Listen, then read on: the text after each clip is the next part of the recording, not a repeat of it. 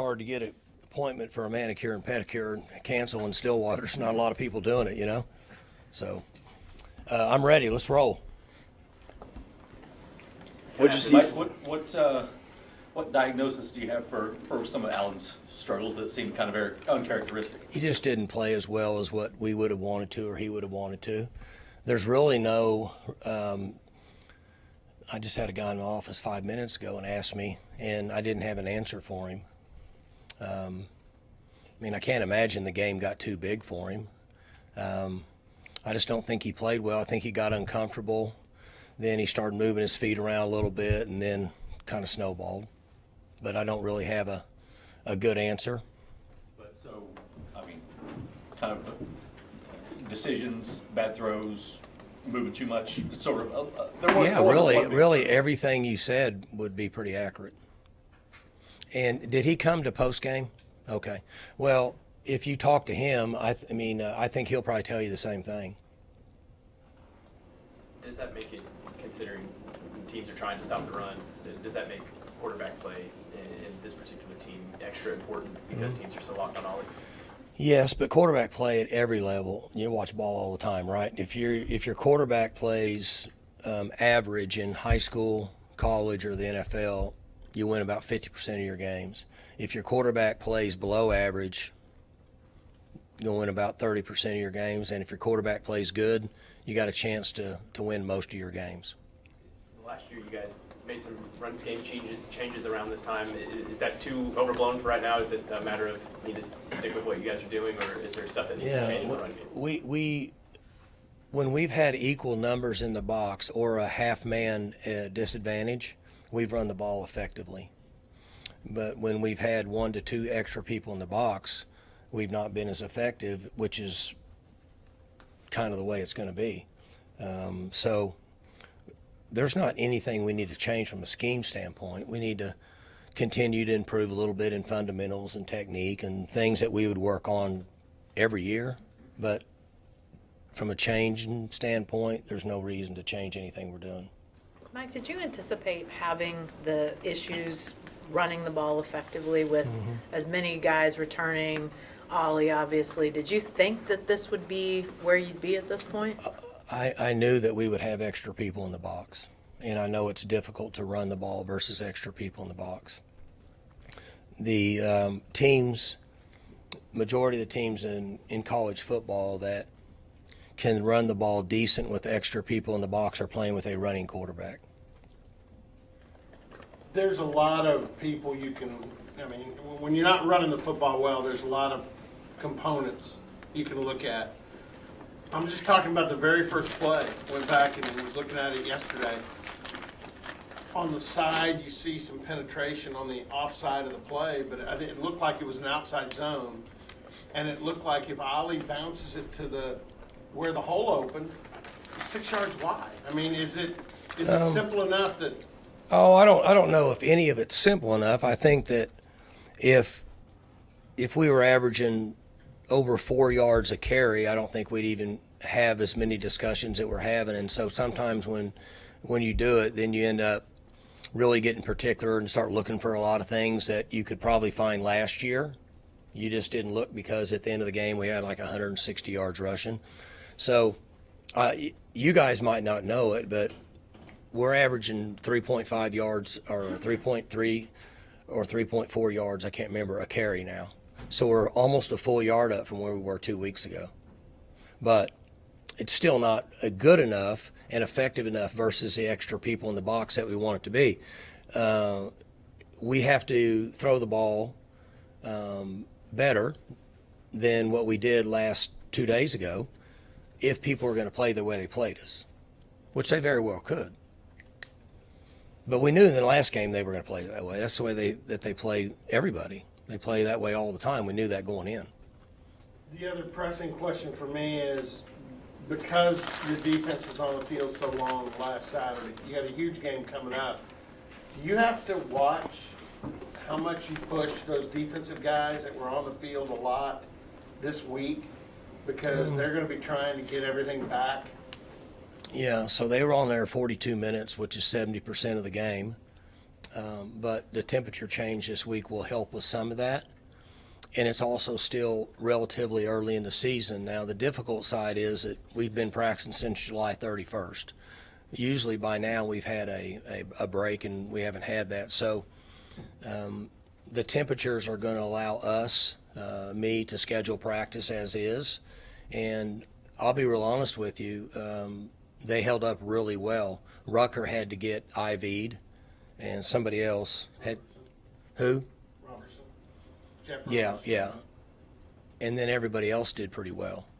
So we don't really have to adjust as much. If we were going to get another week of 95 and 100 degree weather, then we would have to look at it. But I feel like they're doing okay. After the game, you said that the offensive plan wasn't very good going into the game. How involved are you during the week and planning for games and putting together an offensive plan, knowing what you're going to do attacking wise on Saturday? So there's two things. The offensive plan was in place. We didn't get to the right stuff we needed to get to, and we didn't make in-game adjustments that we needed to get to. Okay? So our system is versatile enough that we can do a lot of things because we've been in it a long time. I just didn't feel like that we got to things that we needed to, and we kind of beat our head against a wall for an extended period of time when we probably should have went another direction.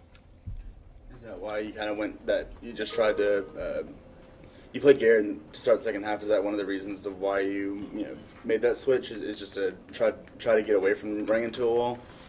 Sometimes you change quarterbacks because if the guy is not playing good, he just needs to calm down a little bit, just needs to sit down. And there's only about 13 and a half series per game.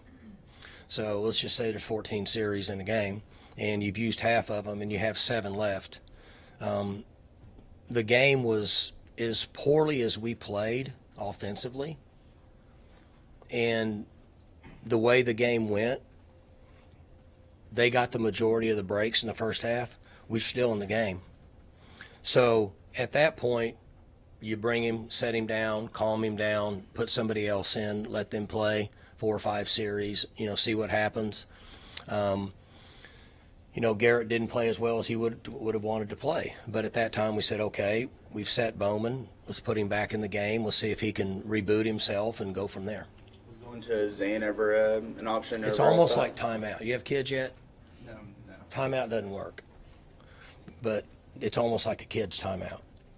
Was going to Zane ever an option to Garrett? It wasn't working, so let's try the third guy on Saturday. Or was it? No. We hadn't got to that. Did you give any thought to playing Zane instead of Garrett? We hadn't got to that yet. When you say haven't got to, what does that exactly mean? Well, we have 2 guys that get, since, what is this week? This is the 5th week now. So the last 6 weeks, 2 guys get the majority of the reps.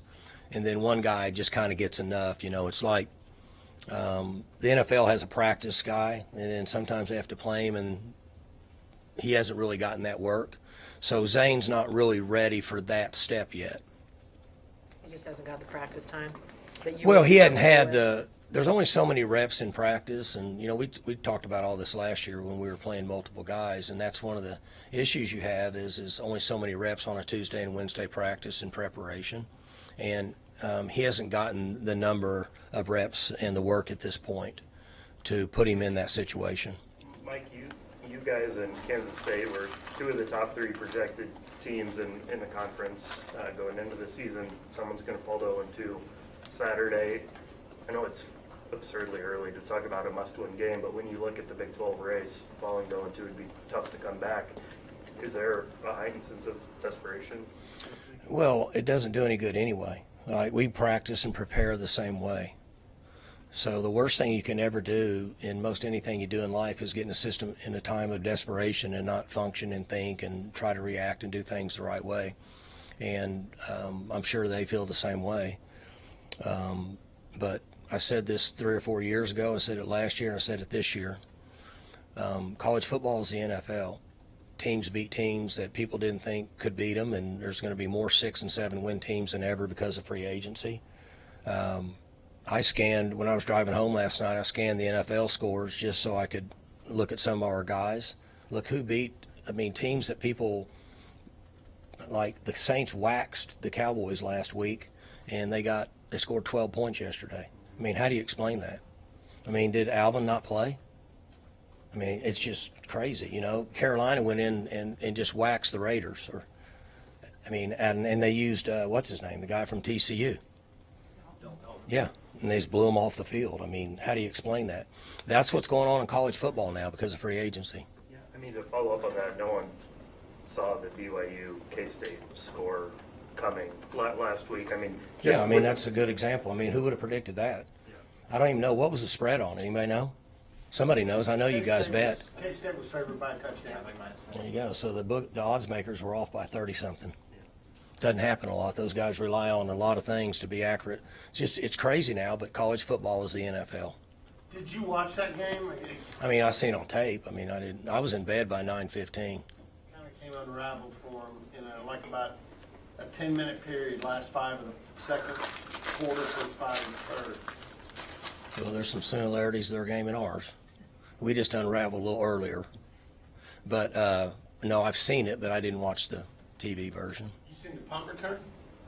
I have not watched that side of it yet, and I do that tonight with those guys. I haven't got that far. Hell of a play.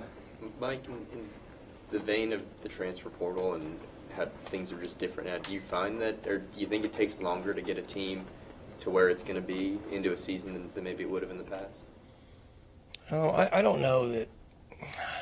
I don't necessarily know that that to be true. I think it's going to be more challenging, and I think that sometimes you might not know what you have till you get 3 or 4 games into it. Now, our team was different this year. I mean, we had a bunch of guys back, so it wasn't like our team from a year ago. We kind of knew, who we were and all that, and we didn't play well 2 days ago, and we didn't get good quarterback play, and I didn't think we made good in-game adjustments on the offensive play calling. But that didn't have anything to do with the free agency side of it. That just was poor on our part. What was different for the defense on Saturday? Like what did they do better? The defense played good. You look at 42 minutes, which is 70% of the game. The air temperature was 103. The field temperature was 157. And what was it, 8 3-and-outs in a row? Not in a row. But pretty much. I mean, so they could no more than get over and sit down, and they said, get back up and come on out. And they played, they improved. How did they improve? What did they do better this week? We were better against the run, and you're going to say, well, they rushed for 256, but we gave up 2 plays of 110 yards, and we missed 5 tackles on those 2 plays, and both of them would have been hit behind the line. So now, it still counts, but the majority of the percentage of the runs, our fits were better. We played better against the run. So, Nick Martin hit a guy in the backfield, 99 missed him for a 2-yard gain. Number 8 missed him for a 4-yard gain, and he ran for 66 yards. So, yeah, we need to wrap up and do better. But anyway, my point is I'm answering your question, they were better consistently through the game.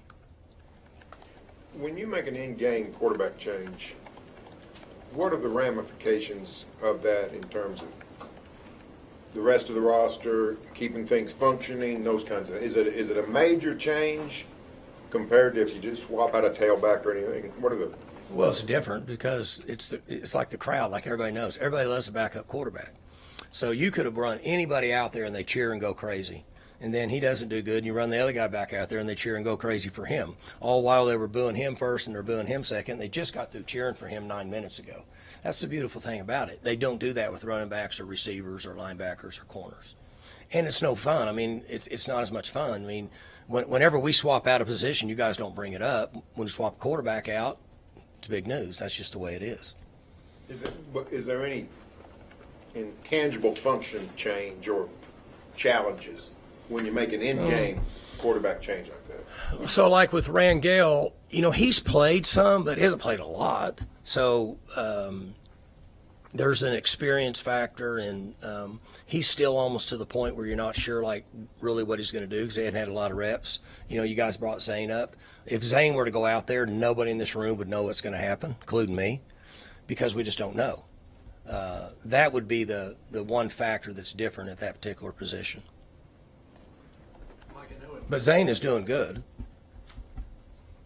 Go ahead. It's 4 weeks into the season, but how much better are you guys in special teams with Sean Snyder? How's he helped the special teams? You haven't seen a lot of results statistically or point-wise, but I like the transition we're making in the special teams categories based on his philosophies that we brought into what we were doing. So some of what we were doing, he was already doing because we stole it from them when he was there. But then there's about 50% of what we're doing that he brought with him. And the fundamental side, the execution, there's a real art to special teams. It's pretty interesting when you get into it. I've been into it now about 10 years, and I don't claim to be any good at it, but I at least know what's going on. And so I'm very pleased with the transformation we're making scheme-wise and fundamentally with the players understanding the concepts at this point, and I think that we'll start to see results. Talk about his philosophy. What's different about his philosophy and what you guys are doing? I would compare his philosophy to the comparison I use all the time about offenses run a triple option. They run a triple option, and they've got about 8 plays they run, and they get good at those 8 plays. And then if the defense takes this play away, then they know how to counter that and go the other way. And that's what his philosophy is in special teams. What made you want to hire him? What did that look like? I got tired of them scoring on us. I mean, that's honest. I mean, for years, anybody that's covered us knows that we get ready to play them, and we always worried about getting a punt or a kick return run back against us when they're up there coaching special teams. So if you can't beat them, try to join them. I know it goes back to the quarterback play, and I know it depends on who's playing on the opposing side on defense. But if somebody tells you we're going to play 3.5 quarters of man-free against your offense, typically, would you say, okay, we're up for that? We just weren't very good against it. And, I shared with the team that I talked to them a lot about the preparation on a Sunday to a Saturday. And the challenge in college football is after the game, you don't get to do it again. So in basketball, you could play a team and you get to play them again in about 4 weeks. In baseball, you get 4 games. Football, you don't get that. You got to wait till next year. And now with the new league, you might not even get to play them next year. So we would, like most teams, we'd love to have opportunities to play a team again that we didn't play as well as we thought we should have, but we just don't get that chance. Unless you see them in Arlington. Unless you see them in Arlington. That's right. What stands out about Kansas State's offense, and when you're watching film, when a team has a game like that, do you throw some of that out just because of the way the game went for them against BYU? Are you talking about them not playing as well as they should have? Just how many mistakes sort of happened in a short period of time? So we can't emulate anything that BYU does. We don't do what they do, really. That's a different system. You can always look and see things and get ideas, just like there could be some similarities to what Kansas State does in this game that Utah did to us, that they don't normally have not seen it coming from them, but we could very well see it based on them looking and saying, I wonder if those guys fix those issues. We can do some of those things, but not a lot. And then what stands out about Kansas State's offense in general? Well, you got to control the quarterback. I mean, you can't let him take off and run. I mean, he's really good. You got to be careful when you're pass rushing him. If not, take off and run. They do a good job on their quarterback run game. And then they've been good the last few years on flooding zones, 4 and 5 people getting out eligible to one side of the field, and quarterback keeping the ball and running the other way where the numbers aren't good for the defense. You've got to be able to stop the quarterback run. Mike, they got a good home field advantage up there, similar to yours. What goes into that?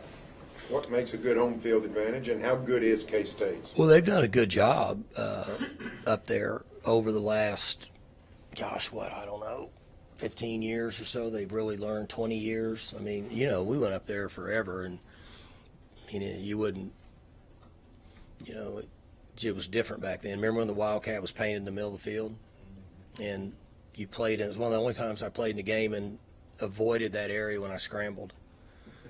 I would rather go out there than get tackled on that paint, because it would not only get the epidermis but also the dermis of your skin. You get your third layer real quick. Kansas State, you could ask Coach. I would bet he's going to say that he wasn't very happy the way they played Saturday. Probably very similar to the way I feel with him and what he's done in the last, I don't know, was this third or fourth year? I don't know how many years he's been there, 3 or 4, something like that. But the way that their teams have played over the last 3 years or whatever, that was an unusual game for them. But prior to that, the Tulane, they went down to Tulane and won, and then beat a good Arizona team has a really skilled quarterback and skilled players, and they beat them by 4 touchdowns. That was pretty impressive. When preparing for Johnson, their quarterback, you talked about him a little bit. Did it help that you guys were able to face Arkansas a couple weeks ago with their quarterback kind of running around a little bit? Different philosophies, but it could help some just understanding pass rush principles and things. Can't run out of your lane, things like that. Like what happened to us Saturday when we pressured him and had him and got out of our lane, and then their guy took off and ran for 40-something yards. That's what you can't do. So you can carry those things over game to game. Save this to the end. This is Mike Gundy, father, not head coach. Your son's probably going to be the National Player of the Week in Division II this week. I don't know anything about that. I just asked Jenny after the game if he threw an interception, and she said no, and she didn't even know. She's just being a typical mom, trying to protect him. I don't know. He had a good game. He's doing good. He's having a lot of fun, but he still won't take my calls. Call him, won't answer. He's busy. Mike, Yeah. you said earlier about the offensive game plan, you didn't get to everything you wanted to get to. I'm wondering that second possession, the one you scored the field goal on in the first half, you guys threw out a bunch of interesting formations and just different looks, running and passing. Was that the type of thing that you were hoping to get to, or was that, that drive just seemed to be very creative and different? Yeah, no, you're exactly right, and what you're saying is, there's a lot of Monday morning quarterbacks all over the state in the professional business world, and I'm a Sunday morning quarterback in our own office.